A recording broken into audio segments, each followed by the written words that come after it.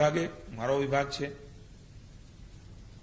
એમણે માહિતી આપી, મેં પણ માનીય મુખ્યમંત્રીશ્રીના ધ્યાને મૂક્યું. આપણે જાણીએ છીએ કે જે કમોસમી વરસાદ બીજા પખવાડિયા ઓક્ટોબરમાં થયો, 14 નવેમ્બરથી 15 દિવસ માટે પોર્ટલ કાર્યરત રહ્યું છે. છેલ્લા 10 દિવસમાં 21,70,885 અરજીઓ એ અમારા ડિપાર્ટમેન્ટને મળી ચૂકી છે. તબક્કાવાર કાર્યવાહી કરીને જિલ્લા કક્ષાએ 1,31,439 અરજીઓ મંજૂર કરીને ચૂકવણાઓ પણ કરવાનું હાથ પર ધર્યું છે. ખૂબ ટૂંકા ગાળામાં 30,883 લાભાર્થીઓને કુલ 103.10 કરોડ રૂપિયાના ઓનલાઈન બિલો એ તૈયાર કરીને PFMS પોર્ટલ ઉપર અપલોડ કરવાની કામગીરી પણ પૂર્ણ થઈ ગયેલ છે. એટલે ખૂબ ઝડપથી એના ખાતામાં પૈસા પણ મળવાનું શરૂઆત એ કેટલાક જગ્યાએ થઈ ચૂકી છે. આ જ પ્રકારે ઓગસ્ટ સપ્ટેમ્બરમાં જે પંચમહાલ, કચ્છ, પાટણ, વાવ, થરાદમાં પાક નુકસાન થયું હતું એનો ચૂકવણીનો ઠરાવ પણ 9/11ના રોજ થઈ ગયો છે.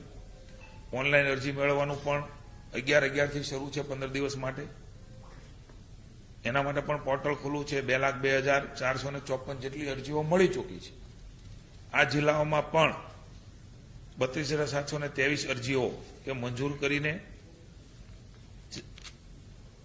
એના ચૂકવણાની પણ કાર્યવાહી એ શરૂ છે. ઓનલાઈન બિલો 6.62 લાખના બિલો પણ તૈયાર કરીને પોર્ટલ ઉપર અપલોડ કરવાની કામગીરી એ પણ શરૂ છે. આ પ્રકારે ડાંગરની ખરીદી, અલગ અલગ પ્રકારની જે જણસો છે એની પણ ખરીદીની શરૂઆત એ અન્ય નાગરિક પુરવઠા વિભાગ રમણભાઈ સોલંકીના માર્ગદર્શન નીચે થઈ છે.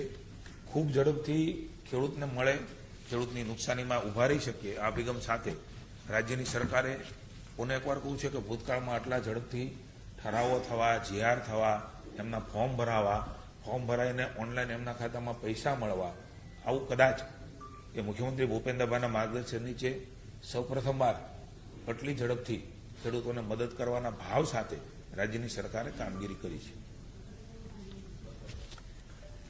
Thank you.